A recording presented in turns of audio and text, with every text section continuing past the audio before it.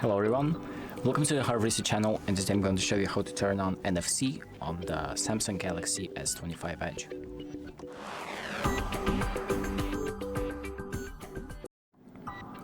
So the first thing we're going to do to turn on NFC, we're going to go to the control panel by scrolling from top to bottom on the top right edge of your screen, and we're going to press on this pen button to edit the features that you have in the control panel, and then we're going to press on, let me show you again, we're going to press on this button right here, edit, and then we're going to find NFC and just drag it into the panel section.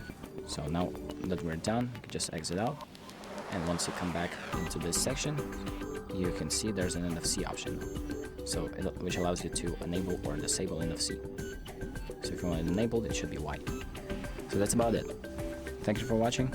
I hope this video helps, and make sure to like and subscribe.